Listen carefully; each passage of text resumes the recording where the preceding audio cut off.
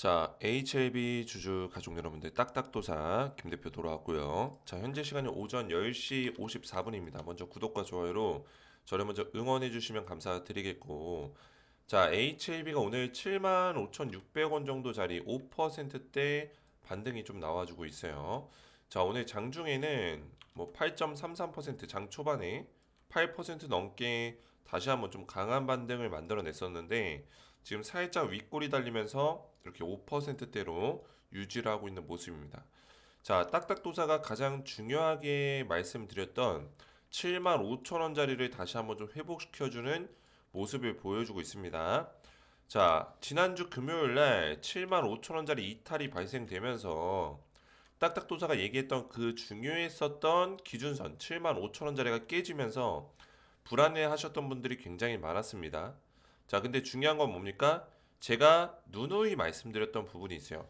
세력들은 뭐예요? 일부러 그 중요한 자리를 한 번씩 깨트리면서 간다라고 했죠. 이때도 마찬가지였죠. 순간적으로 잠깐 깼다가 다시 반등. 그죠? 깼다가 다시 반등. 그 중요한 자리 일부러 고의적으로 이탈을 발생시켜주는 모습을 보여주고 있다. 자, 여기서 지금 중요한 거는 HLB가 이번 주에 결과물이 무조건 나온다라는 거예요. 이번 주에. 어떤 결과? 승인이 나던 어떤 문제가 발생돼서 승인이 나지 않던 결과는 이번 주에 나온다. 근데 우리는 확률 싸움을 하는 거죠. 주가는 빠지고 있지만 확률적으로 지금까지 봤을 때 승인이 날 가능성이 높다라는 거예요. 좀 더 높다. 저는 이렇게 보고 있는 거죠. 그죠? 그 이유에 대해서 오늘 영상에서 풀어보는 시간을 가질 겁니다. 굉장히 중요한 시간이 될 거예요. 그래서 HAB 관련해서는 지금 아직까지는 보시면은 특별하게 HAB 뭐 승인에 관련된 내용은 아직까지 안 나왔습니다. 3월 20일 날 그죠? 이때가 이제 데드라인이에요. 이때까지는 무조건 승인에 대한 결과값이 나와야 되죠. 이거는 FDA이기 때문에 미국 현지 시간 기준입니다. 뭐 우리나라 시간 기준으로는 3월 21일 이때 새벽 시간 정도가 되겠죠. 그죠? 자, 그래서 중요한 건 뭡니까?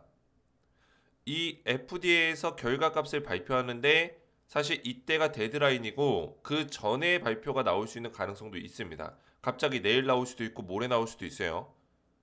어떻게 될지 모르는 겁니다. 자, 그래서 우리가 지금부터 굉장히 집중해서 준비해야 되는 시기고 확률적으로 왜 올라갈 수 있는 가능성이 더 큰지를 좀 설명을 드릴 거예요.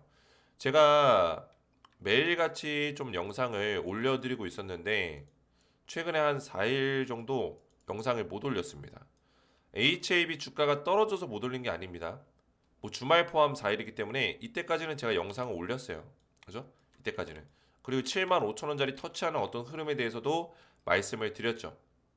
정확하게 분석은 들어맞았는데 제가 최근에 조금 준비하고 있는 게 있어요.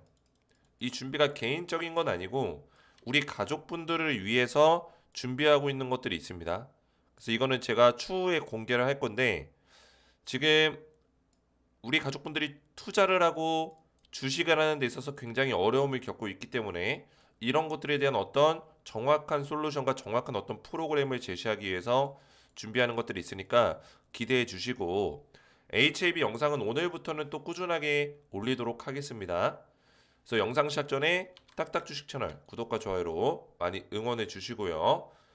자, HAB를 보시면은 지금 76,300원 정도 움직여주고 있습니다. 한 6% 정도까지 다시 좀 급반등이 나와주고 있는 모습이에요. 지금 HAB가 가장 중요한 어떤 자리는 75,000원 자리가 있긴 하지만 지금 5일선 이평선이 지금 여기서 다 깨고 내려왔죠. 그죠? 깨고 내렸어요. 그렇기 때문에 다시 이 5일선 이평선을 들어 올려주는 게 중요합니다. 그래서 이평선의 그 역배열을 다 뚫어내고 다시 한번 정배열로 만들면서 다시 좋은 흐름을 좀 만들어주는 그런 파동을 만들 필요가 있는데 HAB가 지금 이번 주 한 3일 정도 이내 결과값이 나오기 때문에 우리는 이 HAB에 투자할 수 있는 어떤 메리트가 있냐, 근거가 있냐, 이것만 끊임없이 찾으면 되는 거예요. 그죠? 자, 그러면 지금까지의 어떤 HAB의 정리된 내용을 좀 우리가 살펴보면은 이거 굉장히 중요합니다. 다 알고 있는 내용이지만 체크를 해봐야 돼요. 자, 승인 가능성, 확률이 어느 정도 되냐, 이거를 분석하는 거죠. 그죠? 자, 우선은 외신에서는 80% 이상이 될 거다, 이런 얘기가 분명히 있었고요. 그죠? 자, 그리고 AI로 분석했을 때는 한 50에서 70% 이상으로, 그죠? 이렇게 분석을 했던 내용들이 있었고요. 근데 이거는 또 AI마다 각각 결과값이 조금 다르지만 우선은 승인 가능성이 높다라고 좀 평가하는 편이에요. 그러면 딱딱도사는 어떻게 보고 있냐? 자, 우선은 이 승인에 대해서 우리가 평가를 할 때 제가 항상 얘기했죠? 뭐예요? 이 FDA의 심사 기준이에요. 그죠? 안정성, 유효성, 제품 품질이죠. 자, 이 세 가지를 만족할 수 있냐가 FDA의 가장 중요한 기준입니다. 그죠? 그러면 안정성은 당연히 그거 있죠? FDA에서 정해놓은 기준에 부합하는 안정성을 가지고 있냐예요. 어떤 결과값으로? 임상 데이터 값으로. 어차피 FDA는 과학적 증거에 따라서 결과값을 내기 때문에 임상 데이터가 가장 중요한 거죠. 자, 그러면 안정성의 FDA 기준이 뭐예요? 20%의 사망 위험률을 줄여야 됩니다. 그죠? 이거는 HR 값이라고 하는데 사망 위험률을 줄이는 거. 그게 부작용 수치죠. 그죠? 안정성이 있냐? 사망 위험률을 줄일 수 있냐? 왜? 항암제이기 때문에. 항암제는 누구한테 투약하는 거예요? 면역력이 떨어질 대로 떨어져 있는 암 환자한테 투약하는 겁니다. 그럼 이 항암제가 독합니까? 안 독합니까? 독하죠. 그리고 지금 FDA 도전하고 있는 HAB 리보세라님 약이 뭐예요? 간암입니다. 간암 1차 치료제예요. 그러니까 간암 환자들은 간이 약해요. 그 상태에서 항암제가 독한 게 들어가면은 간독성에 대한 문제가 발생될 수 있겠죠. 그렇죠? 이거에 대해서 사망하는 사례들, 부작용이 발생되는 사례들이 있기 때문에 그 간독성을 얼마나 줄일 수 있냐, 사망 위험률을 얼마나 줄일 수 있냐, 이게 굉장히 중요한데 HAB는 얼마나 줄였어요? FDA 기준이 20%인데 HAB는 39%를 줄였습니다. 그죠? 39%. 굉장히 큰 수치로 사망 위험률을 줄였다. 그죠? 결국 FDA 기준의 약 2배 이상을, 2배 정도를 만족시킨 결과값을 냈다라는 거예요. 그러면 안정성은 통과될 수밖에 없다. 자, 유효성. 유효성은 뭐예요? 이 간암 1차 치료제가 뭡니까? 뭐예요? 항암제. 그죠? 항암제잖아요. 그럼 항암제의 가장 중요한 모토는 뭐예요? 암 환자를 얼마만큼 효과적으로 치료하고 그 질병을 통제하고 그 암을 관해시키고 뭐예요? 결국에 생존율을 높이느냐. 이거예요. 생존 기간을 얼마나 높일 수 있냐. 이게 유효성입니다. 그러면은 이 질병 통제를 잘했다라는 거를 어떤 결과값으로 알 수 있어요? 생존 기간을 얼마만큼 늘렸냐에 따라서 알 수 있는 거예요. 결국에는 암 환자들은 오랫동안 생존하면서 계속 싸워야 되기 때문에, 그죠? 그게 중요한 포인트예요. 암이 이기느냐, 내가 이기느냐, 그 싸움이에요. 암 환자들은. 그러면 오랫동안 싸울 수 있게 도와줄 수 있는 유효성이 있냐 했을 때는 MOS 값, 평균 생존 기간이죠. 23.8개월이라는 말도 안 되는 수치가 나왔죠. 굉장히 높은 수치가 나왔습니다. 그죠? 그동안의 대조군, 뭐 경쟁사 약품들 소라페닙, 렘바티닙 이런 약품들은 고작 해봐야 18개월, 19개월, 17개월 요 정도 수준이었는데 20개월을 넘겼고 23.8개월까지 굉장히 큰 수치로 결과값을 냈다. 유효성에서도 오케이 패스를 하는 거예요. 제품 품질 이제 CMC죠, 그렇죠? CMC는 이제 실사를 통해서 진행이 되는데, 자 CMC는 2024년 제가 히스토리를 쫙 그려드릴게요. 24년 1월 달부터 얘기가 나왔어요. 어떤 얘기? 폼 483. 이게 항서제약으로 보내져 왔습니다. 결국에는 이미 FDA에서는 항서제약의 문제점에 대해서 언급을 했었습니다. 근데 이게 1월 달까지, 1월에서 3월 달까지 항서제약이 총 2회에 걸쳐서 리스폰스를 합니다. 리스폰스를 응답을 한 거죠. 응답. 그죠? 응답을 했다라는 건 뭡니까? 결국에는 FDA에서 지적사항이 나온 거에 대해서 조치한 내용을 이렇게 조치하면 되니? 라고 응답을 한 거예요.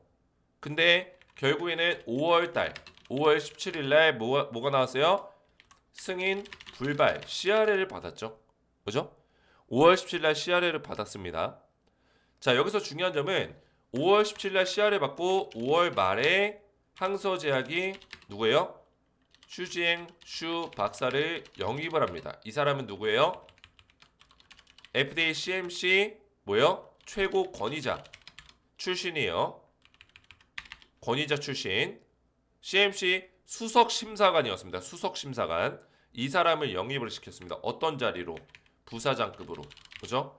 부사장으로 영입을 시켰어요. 그리고 슈지행 슈 박사는 과거에 욱시 바이올로직스라는 중국 기업에서 FDA와 EMA를 통과시킨 이력을 가지고 있는 사람입니다. 그죠? 세계적으로 좀 유명한 사람이에요. 그래서 이 사람이 제조 품질 쪽에 그런 부분들을 체크하기 위해서 항서제약의 부사장으로 영입이 됐다.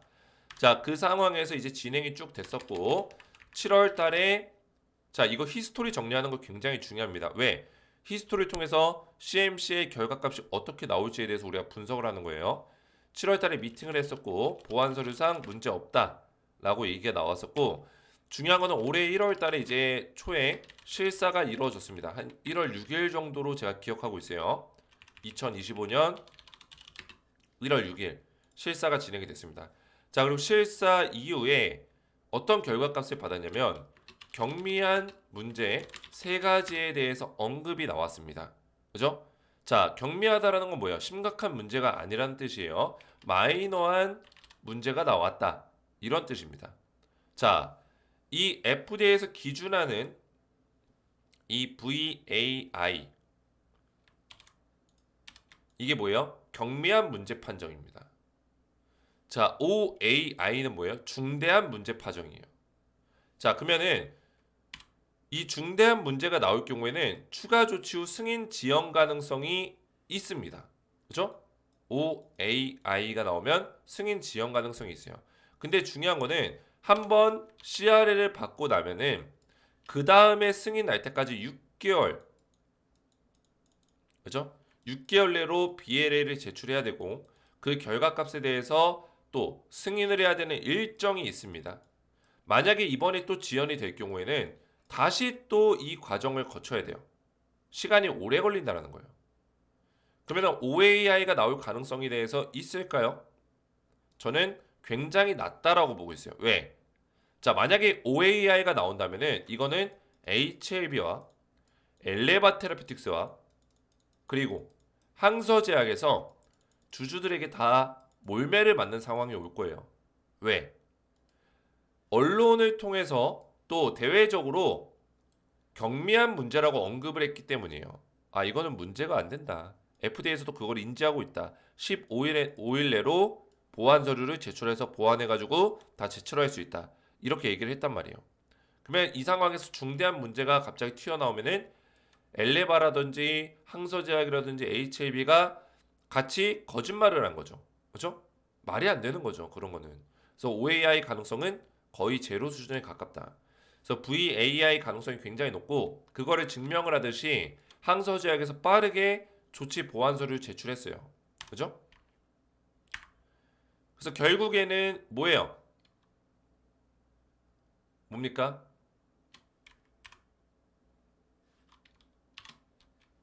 이 두 가지의 가능성에는 바로 승인이 날 수 있다는 거예요. 승인 발표가 바로 진행될 수 있다. 이 두 가지 문제는 사실상 CMC가 문제가 없는 거나 다름없다라는 거예요. 여기 나와 있죠. NAI, VAI 보완이 완료된 걸로 분류가 된다. 심각한 문제가 없다면 뭐예요? OAI가 아니라면 CMC 실사가 통과된 것으로 간주가 됩니다. 간주가 된다는 것은 대외적인 어떤 공식적 발표가 없더라도 통과로 간주시킨다라는 거예요.